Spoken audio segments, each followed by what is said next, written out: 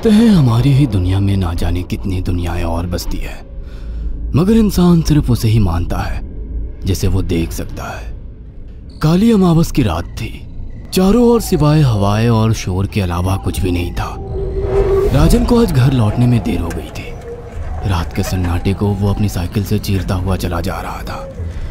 वह गांव की नदी तक पहुंचा ही था कि तभी उसे नदी के पास एक काला साया दिखाई दिया जो नदी के किनारे पानी को घूरे जा रहा था। इतनी रात को नदी के पास देखकर राजन के ना जाने क्यों रोंगटे खड़े हो गए। उसे ऐसा महसूस हुआ मानो उसके पैर साइकिल के पैडल पर जम गए हो। राजन कपकपाते हुए होठों से बोला, कौन है वहां पर? राजन ने इतना बोला ही था कि अचानक वो साया बिजली की रफ्तार से दौड़ता हुआ राजन के नजदीक आ गया। राजन की नजर जैसे ही उस साये पर पड़ी, उसके हलक से एक भयानक चीख निकल गई। इस घटना के 1 महीने बाद अर्जुन का सारा ध्यान ड्राइविंग पर था। उसकी पत्नी शिखा कार में ड्राइविंग सीट के बगल में बैठी हुई एक मैगजीन पढ़ रही थी। शिखा ने मैगजीन रखकर अर्जुन की ओर देखकर कहा, और कितनी दूर रह गया है तुम्हारा गांव अर्जुन? बस थोड़ी दूर रह गया है, आधे घंटे में हम पहुंच जाएंगे। तुम्हारे चेहरे पर इतनी टेंशन क्यों है? टेंशन क्यों नहीं होगी शिखा, मैंने अपनी माँ को बगैर बताए तुमसे लंदन में शादी जो कर ली। पता नहीं माँ तुम्हें देखकर कैसे रिएक्ट करेगी। डोंट वरी अर्जुन, मुझ पर भरोसा रखो। तुम्हारी माँ को मनाने की जिम्मेदारी मेरी है। आई होप शिखा ऐसा ही हो। यकीन मानो अगर ऐसा हुआ ना तो मेरे ऊपर से एक बहुत बड़ा बोझ उतर जाएगा। अब मुस्कुरा भी दो यार। अच्छा, तुम बता रहे थे कि गांव में तुम्हारी बहुत बड़ी हवेली बनी हुई है, कुछ बताओ ना अपनी हवेली के बारे में। अरे 15 मिनट में हम वैसे भी पहुंचने वाले हैं, तुम खुद देख लेना। कुछ ही देर में अर्जुन अपने गांव वीरपुर अपनी हवेली में खड़ा हुआ था। अर्जुन की मां अर्चना देवी अर्जुन के स्वागत के लिए हवेली के बाहर खड़ी हुई थी। अर्जुन ने दौड़कर अपनी मां के पैर छुए और डरते हुए बोला, ये शिखा है मां, मेरी पत्नी। हम दोनों ने लंदन में शादी कर ली। अर्जुन की बात सुनकर अर्चना देवी मुस्कुराकर बोली, कोई बात नहीं बेटा, एक ना एक दिन तो तुझे शादी करनी ही थी। इतना बोलकर अर्चना ने अपनी बहू को गले लगा लिया और वो अंदर आने का इशारा करती हुई वहां से चली गई। अर्जुन को अपनी मां का ये बिहेवियर देखकर बहुत ज्यादा हैरत हुई। उसे उसकी मां इस बार बहुत बदली हुई सी लगी। अर्जुन पूरे 10 साल बाद लंदन से आया था। अर्जुन उन्हीं ख्यालों में खोया हुआ था कि उसके कानों में उसकी पत्नी शिखा की आवाज टकराई। अब क्या बाहर ही खड़े रहने का इरादा है क्या? अंदर नहीं चलोगे? कौन से ख्यालों में गुम हो गए? मुझे लगा था माँ को मेरी शादी के बारे में जानकर बुरा लगेगा, मगर माँ को तो जैसे कोई फर्क ही नहीं पड़ा। अजीब आदमी हो, ये तो अच्छी बात है। मुझे मेहनत करने की जरूरत ही नहीं पड़ी। चलो अब अंदर भी चलो। अर्जुन और शिखा अंदर की ओर चले गए। अर्जुन ने देखा कि उसकी हवेली में सन्नाटा पसरा हुआ था। उसे याद था कि उसकी हवेली में बहुत सारे नौकर चाकर हुआ करते थे। डाइनिंग टेबल पर डिनर के दौरान अर्जुन अपनी माँ से जो बोला वो सुन उसकी पत्नी शिखा और रहस्यमय अंदाज में मुस्कुराकर लगातार देखे जा रही थी। माँ, हवेली के सारे नौकर कहाँ गए? मैंने सबको छुट्टी दे दी बेटा। लेकिन क्यों माँ, तुम्हें तो काम करने में बहुत ज्यादा तकलीफ होती होगी। नहीं बेटा, मुझे कोई तकलीफ नहीं होती। कुछ वक्त से मुझे सुकून और सन्नाटा अच्छा लगता है। अर्जुन इससे पहले अपनी माँ से कुछ कहता कि उसकी माँ ने उसे बोलने से रोक दिया। अर्जुन चुपचाप खाना खाने लगा। खाने के बाद अर्जुन और शिखा बेडरूम में चले गए। अर्जुन बेड पर सोच में लेटा हुआ था कि अचानक शिखा अर्जुन से लिपट गई और वासना का तूफान अपने चरम पर पहुंच गया था।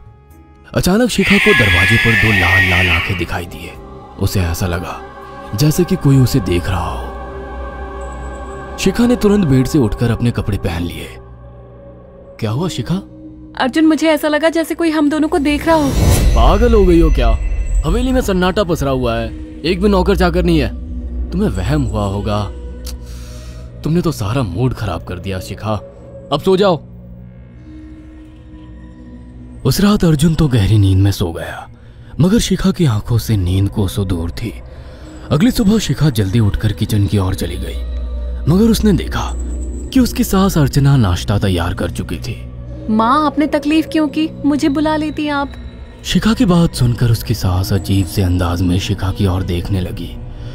उनके देखने के अंदाज में पता नहीं ऐसा क्या था कि शिखा को अपने रोंगटे खड़े होते हुए महसूस हुए। अर्चना धीरे धीरे करीब कदमों से शिखा के करीब आकर बोली, कोई बात नहीं बेटी, तुम्हें अब यहीं रहना है। तुम सिर्फ मेरे बेटे के साथ प्यार से रहो और जल्दी से मुझे एक पोता दे दो। काम की चिंता मत करो, वो सब मैं कर लूंगी। कुछ ही दिनों के बाद अर्चना गर्भवती हो गई। उसे हवेली में रहते हुए 6 महीने से ज्यादा वक्त हो चुका था और इन 6 महीनों में उसने नोट किया कि जब से वो गर्भवती हुई है, उसकी सास अचानक से आकर उसके पेट पर हाथ फेरने लगती और अजीब से अंदाज में उसके पेट को घूरने लगती। शिखा ने तंग आकर अर्जुन से कहा, अर्जुन, मुझे तुम्हारी माँ का बिहेवियर बड़ा अजीब लगता है। तुम्हारी माँ जब देखो मेरे पेट पर आकर हाथ फेरती रहती है। अरे माँ को अपने पोते के आने का बेसब्री से इंतजार है शिखा, इसमें अजीब लगने वाली क्या बात है? मैं तुम्हें कैसे समझाऊं? मैंने माँ की आंखों में एक अजीब सी चमक देखी है। कैसी चमक? शिखा के मुंह से अचानक से एक अल्फाज निकल गया, जैसे किसी डायन की आंखों में होती है। शिखा की बात सुनकर अर्जुन का गुस्सा 7वें आसमान पर पहुंच गया। वो गुस्से से चीखते हुए बोला, खबरदार शिखा, आगे एक शब्द मेरी माँ के खिलाफ मत निकालना, नहीं तो मुझसे बुरा कोई नहीं होगा। तुम्हें शर्म आनी चाहिए शिखा। जब से तुम यहाँ पर आई हो तब से मेरी माँ तुम्हारी कितनी चिंता करती है। वह तुम्हें समय से खुद नाश्ता बनाकर देती है, खाना देती है, यहाँ तक कि हवेली की साफ सफाई भी वो अकेली करती है। क्या बोलूं अब तुमसे, शर्म आती है मुझे तुम्हें अपनी पत्नी कहते हुए। इतना कहकर अर्जुन गुस्से से कमरे से निकल गया। शिखा अर्जुन से बहुत कुछ कहना चाहती थी मगर कह नहीं पाई।